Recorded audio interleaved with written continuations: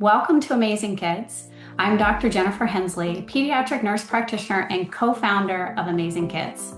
I previously led a large-scale, evidence-based autism evaluation team, and during the 2020 pandemic, we watched the future of autism diagnostics change in real time and for the better. So kids with autism are amazing. We are excited to show you how virtual diagnostics can help move children more quickly towards success in the real world. At Amazing Kids, we partner with nurse practitioners and clinicians across the United States who share our belief that how autism is diagnosed matters just as much as when it's diagnosed. For decades, autism diagnostics relied on in-person observation in clinical settings, and today, advances in virtual care allow us to observe children in their natural home environments in their own safety net, capturing real-world behaviors and interactions that were not accessible even 5 years ago. We believe in a future with no wait list for diagnostic evaluation, where children are evaluated in their own safe spaces, families receive clarity sooner, and kids are supported early so they can build skills, confidence, and independence. Our goal is simple: to help children with autism live full and meaningful lives with confidence, autonomy, independence, and self-direction, and to equip nurse practitioners with best practices for collecting the highest value data possible to strengthen diagnostic accuracy. In this Autism Playbook series, our focus is helping families build the strongest possible team for their child. You will meet children and young adults who are thriving with autism. Hear from parents who have moved through grief into advocacy and long-term planning, and learn from subject matter experts who are leading best practices for supporting independence at every stage. Thank you, Dr. Hensley. Let's dive into our seminar today. In the Autism Playbook, we often talk about independence as the long-term goal. Today, we will explore why building a care team is such a critical first step in independence for a child with autism. This conversation is educational and informational. It does not create a provider-patient relationship. Families should always consult licensed professionals for individual guidance. Dr. Hensley? Yes, thank you. So, independence does not happen by accident. It is built intentionally and over time. So, a care team is critical to have that surrounds a child with the right supports, expectations, and opportunities to practice real world skills. When we build a team early and thoughtfully, and remember, parents, you are the coach of this team, we're not just going to address those challenging situations. We are teaching a child how to function, adapt, advocate, and eventually lead their own life. Independence is not about doing everything alone. It's about knowing how to access the support and use it effectively. Many parents hear the term care team and immediately think of only doctors and therapists. How do you define a care team more broadly? Well, I think that's a great question, Simone. So we all build teams every day. Doesn't matter what we're doing. Building a team is critical in a lot of aspects of our life. So a care team is anyone who plays a role in helping that child grow toward independence. So this should be familiar for a parent in building a team. And maybe it's an actual team where the parent is actually coaching their child in a sport. But I do want parents to kind of think a little bit more broader in this situation. And so, of course, medical providers and therapists are critical, but I also want you to think about the care team members that are not medical, which again are real life. So this includes teachers and coaches and librarians, neighbors, extended family, faith communities, theater groups, recreation groups, and even peers with shared interests. Some of the most powerful growth happens outside of that clinic. Real life is the classroom where independence is practiced. So, where should families begin when creating their child's care team? Well, the parent knows their child better than anybody else, Simone. So it always begins with the parent and the understanding of the child. What are their child's strengths? What are their challenges? How do they communicate? What motivates them? What overwhelms them? Once you understand your child's needs, the next step is to look around and in their own community and ask where those needs can be supported naturally. You do not need to start by collecting services, and we don't want to inundate your child with so much therapy and intervention that they don't have time to be a kid. So start by identifying those needs and then matching them to people in the environment. I love this idea of community. Can you give some examples of how everyday community spaces can become part of the child's care team? Absolutely. And so a local library can support a child's communication, routine, social navigation. All children need peers and friends, and so it'll give them a controlled, natural environment. A theater group may help with the emotional expression, perspective taking, and confidence. A neighbor with a shared interest, like maybe trains or animals or technology, can support social connection. A local grocery store can become a place to practice flexibility, decision making, and self regulation. These environments teach skills that therapy alone cannot replicate because they are real life. And so, how do parents know which needs should be addressed medically and which can be supported through community involvement? Well, I love how you kind of circle back around, Simone, because it is very important to have a concrete medical team. So, parent needs to have a primary care manager that is going to help them navigate the medical world and really share with the parent what are the true medical and therapeutic needs. So, medical and therapeutics are essential for children. When a child has foundational needs such as communication delays, feeding challenges, anxiety, ADHD, or even sensory regulation difficulties, some of these diagnoses need to be treated with medications or other interventions.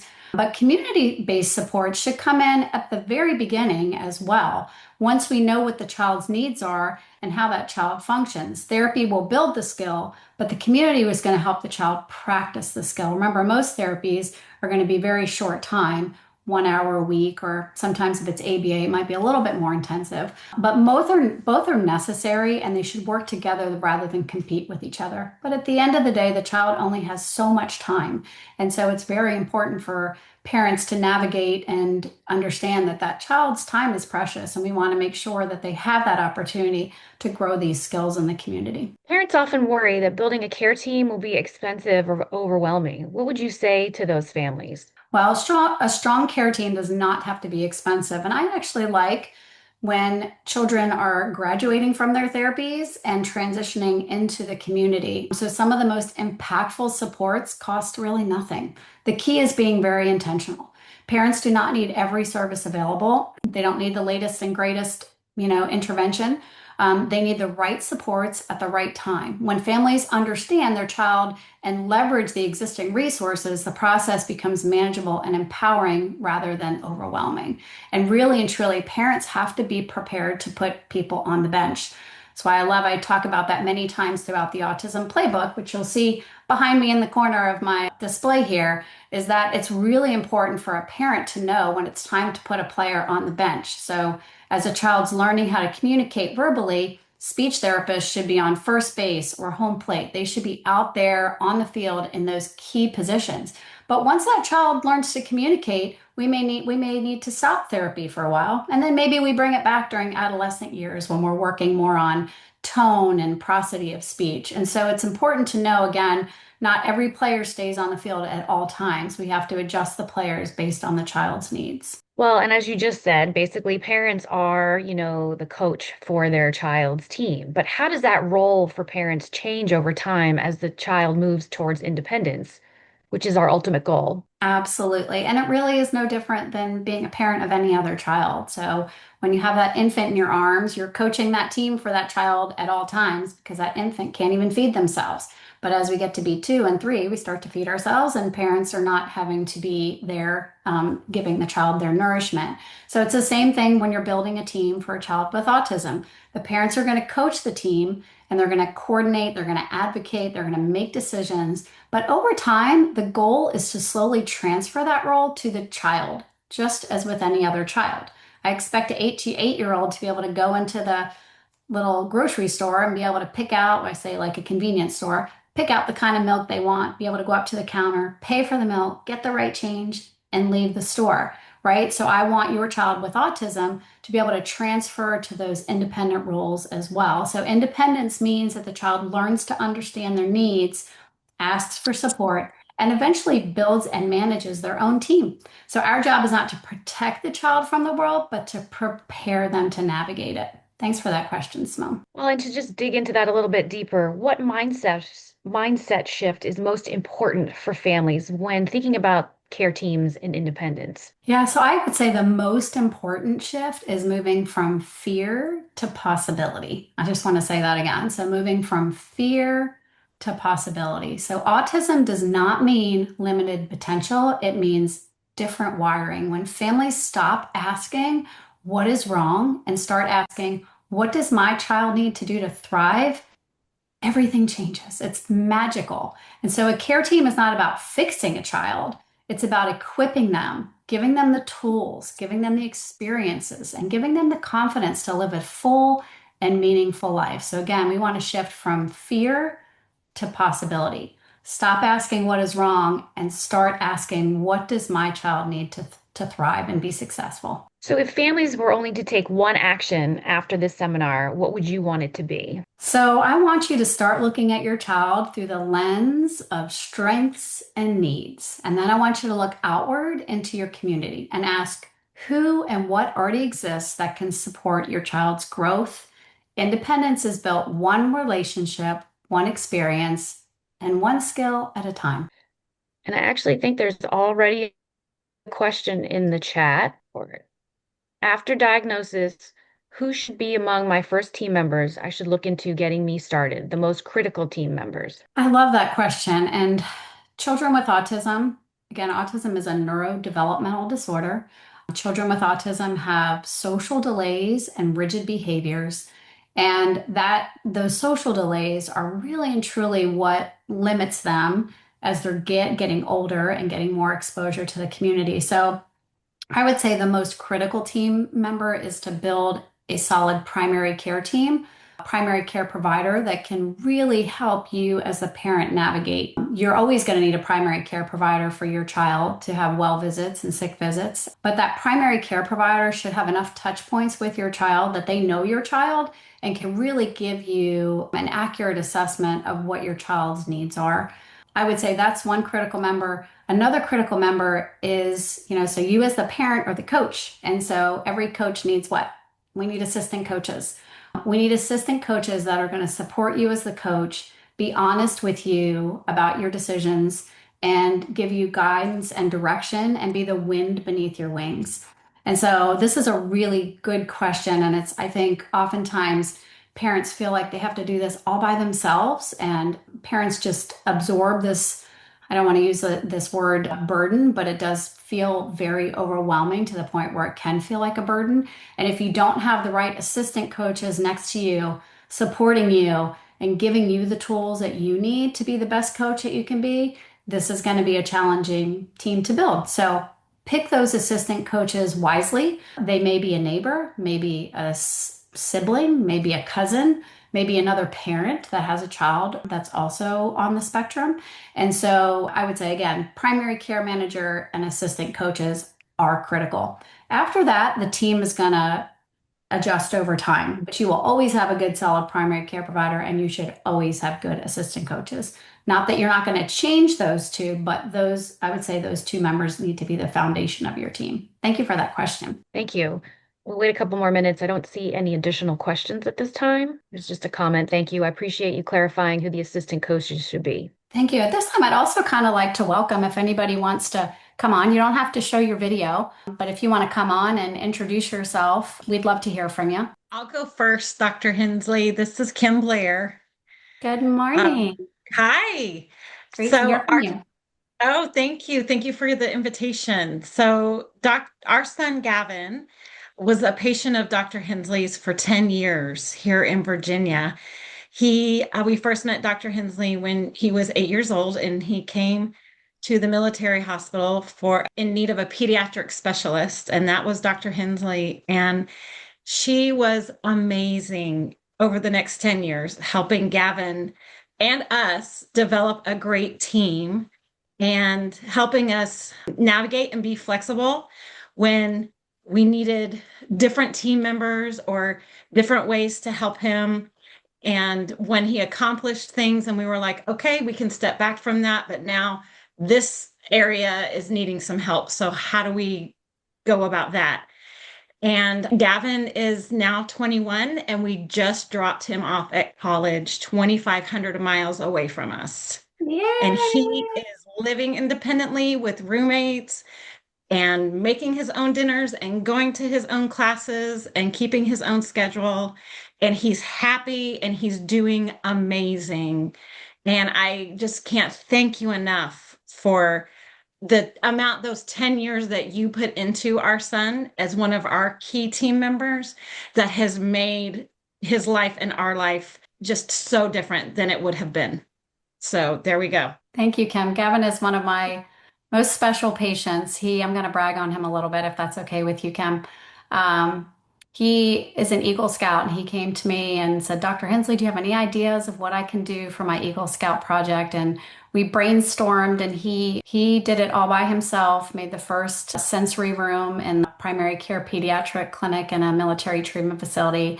They are still using it today, Miss Blair, even though I'm not there. I'm So so his glad to hear that. That's Yes, great. That's le- exciting. his legacy is living on, but I'm so proud of Gavin. He worked so hard. And so, Kim, can I ask you a question? At what age do you feel like Gavin took over his team? He's such an amazing success story, but as mom, at what age did you find yourself being able to kind of hand over the reins to him? Probably about 15 or 16, I'd say. That's when we got him a checking account so he could have a debit card.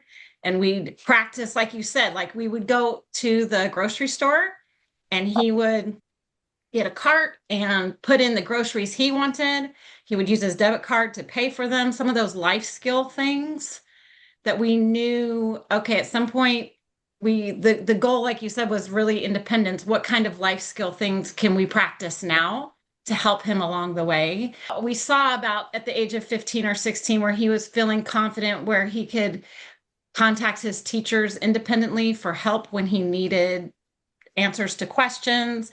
I wasn't having to email them and say, this is Gavin's mom. We're having a homework problem with this math. Can you explain this to us? He was the one. We would encourage him to email. And in the beginning, we'd say, okay, you write out the email to your teacher, and then we'll read over it and we'll see what kind of things do we need to add to it to help your teacher understand maybe a little bit more about what your question is. And so as we would model that and as we would role play it and help him along the way, eventually, we're backing off of that, right? And he is sending questions all by himself. And it's amazing now that he's in college and having to set up like his own tutoring appointments.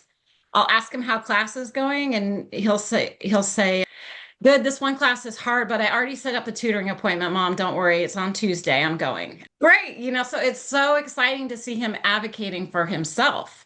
And I'd say that probably really, it started sooner than 15 or 16 because we were helping him. But I'd say about 15 or 16 is where we started to see that more independent Gavin coming out. Absolutely. And I remember, and I'm going to brag on you a bit too, if that's okay. Miss Blair is absolutely amazing. And she very, very early was encouraging Gavin to come into his appointments, talk to me directly. He answered my questions, and he'd look to her and she'd look away from him.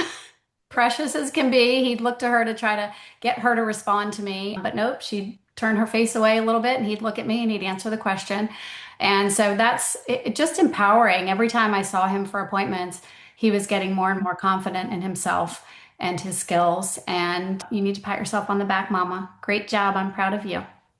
You are so kind. I will tell you, in those appointments, you were critical in helping him and I understand. You would always say, Gavin, your brain is amazing and it can do things that other people's brains can't do. And you can think in ways that other people's brains can't think. And like you said earlier, you helped change my husband and my idea and thoughts of what is it that Gavin can't do to what kind of things is Gavin going to be able to do, right? And how are we going to get there? Like you encouraged him to drive to get his permit. And I thought, there's no way that this child is going to not get behind a wheel and freak out, right? Like, or me allow him to get behind a wheel and freak out.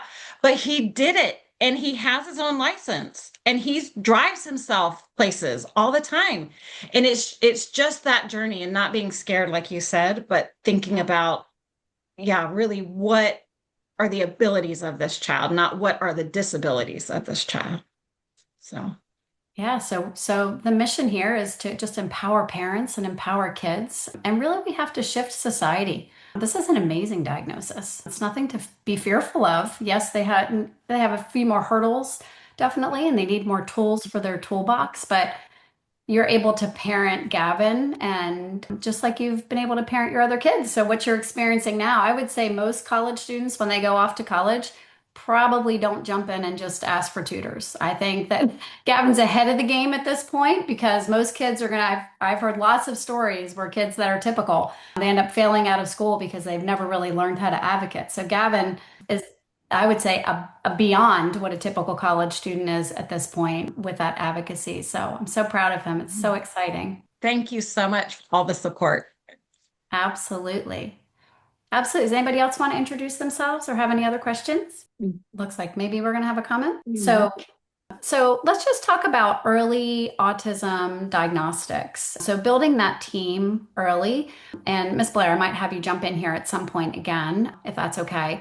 So seeking that initial evaluation can be very challenging. There can be up to 2-year wait lists. And so that's why we started Amazing Kids, to try to cut down on that wait list down to 72 hours, which it feels definitely like something we can absolutely obtain. But during that initial waiting period, parents are getting a lot of feedback from sometimes it's healthcare professionals or family members, kind of instilling some doubt. No, your child's fine. They don't have autism.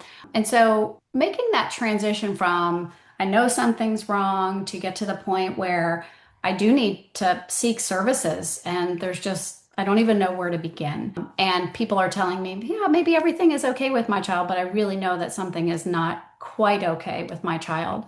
And so that can be a process. Miss Blair, would you mind kind of sharing? And if you don't want to share, that's okay as well. But would you mind sharing your journey to get to the diagnosis for Gavin? Sure, sure, sure, sure. So Gavin is the youngest of 4 children. Our other 3 kiddos, 2 of them have ADHD, and they all learn in a different way and at a different speed. But we noticed some things with Gavin as he was, growing in his early years. There were some big discrepancies. Like he would use magnets on the refrigerator and would do math at the age of 18 months. He would do math problems that were like 2 and 3 numbers, adding and subtracting. He couldn't talk very well, but he could do all these math problems and he could spell words like hippopotamus at 18 months, right? And we were like, okay, that's not normal. But then there was another extreme where we were seeing texture issues with his food. So he was becoming brand specific. He wasn't potty training. He wasn't doing some other things like that. And so we knew that something wasn't right. His preschool told us, oh, there's nothing wrong with him. He's just speech delayed. And we're like, no, there is something that's wrong, like something that's different, right? We felt like maybe he would have been on the autism spectrum, but what I knew is really what is only the severe autism side where the kids aren't speaking, their communication is way off. That wasn't quite Gavin. So I didn't really know that there was a spectrum. So we took him to his primary care and said, we'd like to get him tested because something is not clicking here. And so they put him through some of the testing that the military hospital provided to us. And they came back and said, yes, Gavin is on the autism spectrum. And I remember getting that diagnosis. And there were 2 things that I felt. One was, oh my gosh, what is life going to be like for this child? That was one. One was a little bit of panic. And 2 was, great. We've got a diagnosis. Now, what do we do to move forward to help this child be the best that he can be? So, and then that's what we did. We just did as much as we could for Gavin for 13 years to try to get him to be as independent as possible. And he is the way he is today because we vowed to give him everything that we could to all those community-based things, right? He was involved in Taekwondo. He was involved in church activities. He even made some PowerPoints for his 5th grade class and for his youth group at church explaining what autism was and how do you treat kids with autism as he was going into middle school, because I was petrified that he's going to get eaten alive in middle school. But I figured if his 5th grade friends knew what autism was and how they could help Gavin, maybe they'd look after him in middle school. And they did. It was great. So, Thank you for sharing that. I've had quite a few patients do that, and it has been empowering for them to speak in front of their whole school. Talk about growth, right? So we didn't pay anything for that. And that probably advanced him by leaps and bounds beyond any other intervention, is that he got up and explained autism to his whole school, right? Or to the class or whoever, or even to the family. That can be a great gift for them to educate the family on autism and on their autism. So, thank you so much for sharing that. And it's such a journey, right? So here you had some specialists that said, hey, he's fine, right? And you knew in your heart that something was not typical. And so you continued to seek that evaluation or that support or those resources until you got that full evaluation. So thank you again for being an amazing advocate for him. Hopefully you're finding some fun things to do in your free time now that he's off at college and you're not just sitting there wringing your hands worrying about him. I know. Thank goodness for FaceTime. It's been very nice. Wonderful. Gail, I see that you're on. I'm going to kind of put you on the spot a little bit as an RN case manager. Would you mind jumping in and sharing your experience with families trying to build a team for their children with a new autism diagnosis? And Gail is in retirement. I've totally pulled her out of retirement to join us today. Thank you for joining. We can hear you. So we might have lost you. So Gail was a case manager, a registered nurse case manager at the military treatment facility. And so she facilitated a lot of supports for families. Are you with us, Gail? It looks like Gail's having some tech issues. So an RN case manager is an excellent resource for families. Gail, if you can come on, but I'll just kind of share a little bit of what you did do. Oh, are you there? You might be there. So I'll kind of jump in. I think she's having a hard time with technology. But an RN case manager is a great member of the team. So what an RN case manager would do would be to have access to the patient records so that they can look and see what the medical team members recommended as far as support services for a child with autism. And then Gail was really good. I think her true gift was really empowering those families, which is again what our mission is here at Amazing Kids, is empowering parents with teamwork. And Gail was excellent about that. She gave them the support they needed, but she didn't give them everything. She taught them how to go about getting their referrals, and connected them with community members, but really empowered them to take over the team. And Sorry, can you hear me or no? now we can hear you. Welcome. I know, right? So, yes, a lot of my parents, of course, as we know, when referrals are put in and when the diagnosis, they have it, or they could have another children that has the diagnosis, and there are different spectrums, as we know. But I always told my parents, find their joy and then find out what their needs are and try to focus on what their joy is, what brings them joy, whether it's music, drawing. Some of the kids are so awesome with doing artistic things about what their families are. So I do have some family history, a child, a niece, nephew that had autism. Can you still hear me? We can hear you. Yes. And he is 20 something today, and this is from Canada. And at the age of 5, the neurologist said, he's not going to go anywhere with his life. That's it. Well, he's now 27. He does 2 part-time jobs. He does live at home with mommy. He's not that independent, but he does Special Olympics. He is not as fully functional as Gavin. And you should be proud, Miss Blair. You awesome job as parents. But it is to get those resources out there and to communicate that it's really not a disability. It's just that they have a different mindset and we don't give them enough credit for what they actually are capable of doing. And I think that it comes to educating even the school systems out there that supposedly, and I did say that, didn't I, support our children with autism. But it does come from education and from great practitioners like Dr. Hensley. I can't say enough about her, as awesome as she is. And also, I was the only pediatric case manager. So when I transferred to do peds and assist with autism things, it was a little bit of a learning curve, but she helped me through it and gave me credit was due. And thank you very much for that. But I am, anytime you need me to jump into a meeting, find out what really, when they first get the diagnosis, what kind of is parents' main concern and what the hurdles are out in the community, depending upon where they live. And you are in that wonderful place, Florida, where I used to live many, many years ago. And I definitely like your decor. But I'm up here in the cold in Virginia complaining that I'm not in Florida with my daughter. So, anyhow, I just want to give Dr. Hensley and her partner kudos for providing this new resource. And I share it anytime I can on Facebook, and I communicate with my autism parent. I have one that I still communicate with, kind of adopted them. No names I won't give right now, but two children with autism. And I go visit them once a month. I have kind of adopted them as my family. And, it is amazing what they do in their home environment. And I think that is different from what I have seen, obviously, in my office, et cetera, or mostly by phone.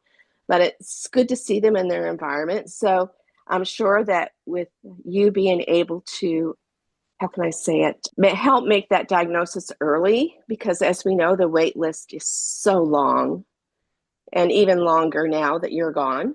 And there is no resources at the military base anymore. But very grateful for what you have taught me. But moving forward, anything that you'd like me to jump in on, or you want to discuss something with me before the meeting and say, hey, Gail, can we touch on this, whatever, just give me a heads up. Let me know. I do have my nursing license still in the state of Florida. So I hear you're coming out of retirement. Is that what it is? I am out of retirement, but the transition is huge. I am bored out of my tree. Someone told me I should go volunteer in NICU and rock babies. And I said, no, because I would be critiquing those nurses and telling them what they should be doing. That's true. That's true. So no, if they would have kept me part-time, that would have been ideal. And I tried to convince them of that, but that didn't fly, as we all know. So anyway, Here I am trying to transition. And yes, it is a transition. So anytime I can support you moving forward, I would be glad to do that. Well, thank you. And I appreciate you sharing so much. I want to step back to what one of the first things you shared with.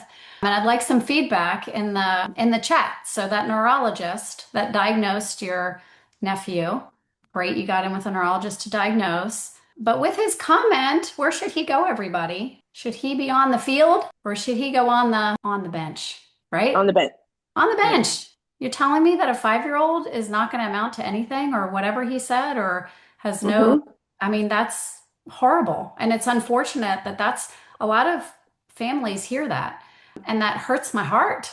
That's terrible, right? And so this parent, your sister or your brother waited all that time to get that evaluation, finally got to an expert, and the expert caps this kid out right away at 5 years old.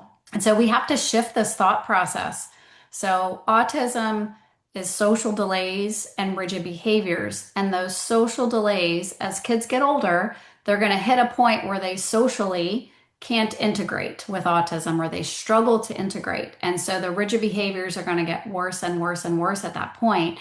And so that child may be in the corner rocking in this social environment that's too overwhelming for them. And much too often people just tag them with, these labels of not ever being independent and not ever being able to learn and assimilate and be a child in the world, thriving like everybody else is. And so we have a lot of work to do to shift the thought process of not only the parents with this new diagnosis, but more importantly, the healthcare teams that are giving the diagnosis, the teachers, the therapists, that these kids are amazing.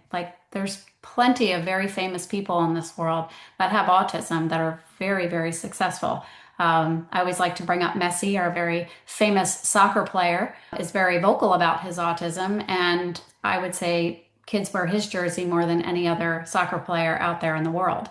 And so how do we shift this thought process? You as parents have a heavy burden to carry with it because you're just trying to learn and help your child. You just want the best for your child, and you keep getting assaulted with these comments that are absolutely devastating. And so that person has to go on the bench. We don't have time to fix them. and they don't have a right to be a part of your child's care team. So it's important for us to make sure that we understand that just because this expert says that, again, we're not going to put that ceiling on our child. We are going to help our child become more social and less flexible. And then when that happens, just as happened with Gavin, the world's going to be able to be capable of seeing what they're capable of doing. And they're not going to be limited in any way. So I really appreciate you sharing, Gail, your personal story. And then also professionally, I love how you ask parents to bring joy because we just are so busy as parents. We don't even stop and think about that word joy. Like, how do I find joy with my child in this vocation of parenting, which is hard, very hard to be, a parent. And I will tell you, there's no parent out there that feels like I did a great job. There's nothing I should have done any different. There is always something. Doesn't matter who you are as a parent and who your child is, especially as they transition into adulthood, the woulda, coulda, shouldas out there. So we're always going to feel like we could have done more. But I think having, exceptional care team members like you, Gail, helping them navigate and reassuring them and again, empowering them has been critical. So thank you for sharing that. You're welcome. So it So looks like we have Dr. Hensley, we questions. have a question in the chat. Are there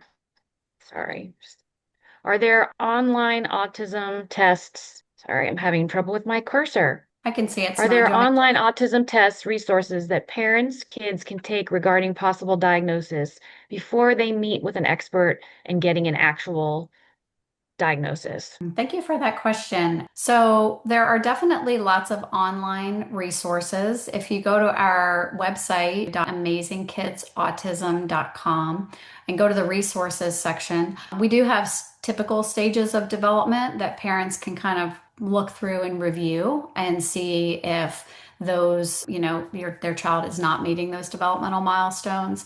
I would caution a bit about doing any kind of online autism test.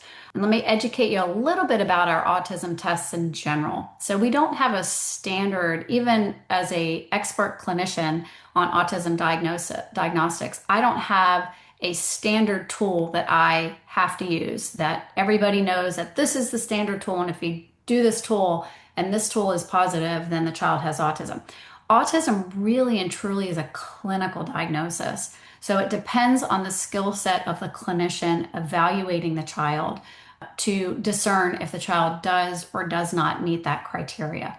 So big categories: social delays and rigid behaviors. If parents are concerned that your child is socially struggling and they're concerned about rigid behaviors, set ways of doing things, they should seek an evaluation. But as far as an online tool that helps them discern one way or another, I really kind of recommend to not do that, but actually make an appointment with your primary care team to see if that concern is there with your primary care medical experts. And again, if it's not, it doesn't necessarily mean that the child doesn't have autism. It means that the suspicion isn't high enough yet, and you might have to continue to advocate and seek an evaluation. But I think a lot of people like to put themselves in the autism category to kind of explain their behaviors, and these quick assessment tools can, I think, send somebody down a rabbit hole. So I would be a little cautious of that. But that is a great question to ask. Thank you for that question. I don't see any further questions at this time. And I think, Miriam, I think that was you, and I think you're on. Is it okay if I bring you into the Q&A section of it?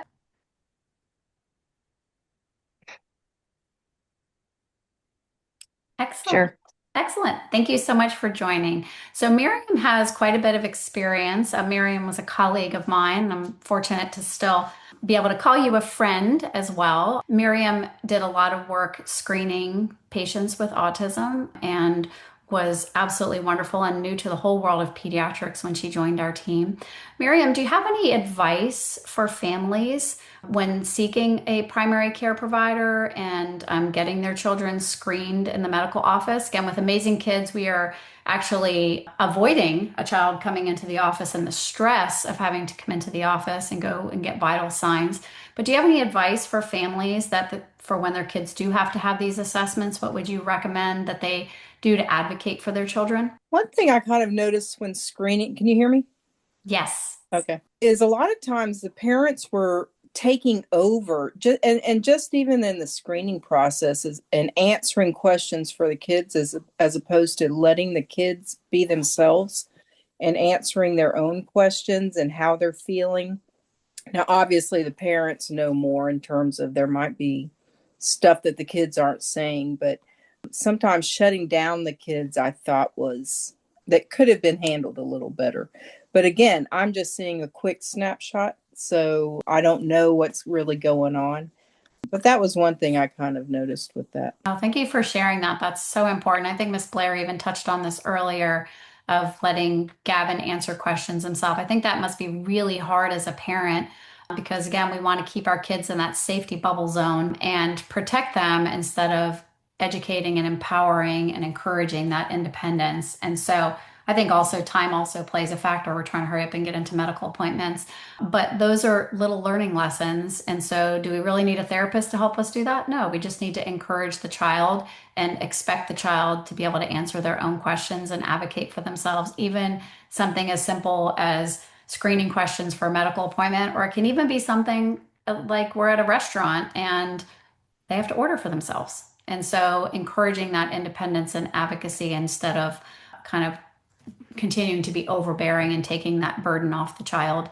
Because at the end of the day, that child knows that they're not functioning at the age that they should be functioning, but it gets a safety zone, and that's just the way the family's always done it. So I think that was a great point. Thank you for bringing that up. Well, another thing too is I also appreciated when a parent did step up and say, don't, not don't do this, but when they told me this is normal for my child, and so that I would be more comfortable with how to interact with the child. So if they said, I don't have a specific example now, but if there was something that the child fixated on, just to let them do that and just talk to them calmly about what I wanted to do, and then just do it, if they let me. Or if they didn't let me, then I just, if I wasn't able to get vitals or something, I would just go to you and say, hey, I couldn't do it. Yeah. Yeah, absolutely. And you, as a member of the care team, are an advocate for that child. And so you knew it, you had your own threshold and you tried to complete the task. And at the end of the day, is it worth stressing the child out? If it was, and we absolutely needed those vital signs because they were on medications, or we needed it because it was something we were watching closely. But if we needed to advocate, and you did advocated beautifully for these kiddos, that wasn't something that was necessarily a requirement. So thank you again for your hard work. Miriam is also retired, doubly retired. And so hopefully you're finding some things to do in your free time, which I'm pretty sure you are with lots of world travels. I just wanted to say thank you to everybody for joining us today. It was another wonderful seminar. I look forward to them every week. At Amazing Kids, we believe people with autism are truly amazing. We help families gain clarity sooner through evidence-based evaluations and virtual diagnostic best practices. Be sure to check out the Autism Playbook by Dr. Jennifer Hensley, a practical guide to understanding diagnosis, building the right team, and planning with confidence. And a word of encouragement for our listeners: you are not too late. You are not failing your child. Understanding your options and building the right team is a powerful step forward. Thank you for celebrating Amazing Kids and being with us today.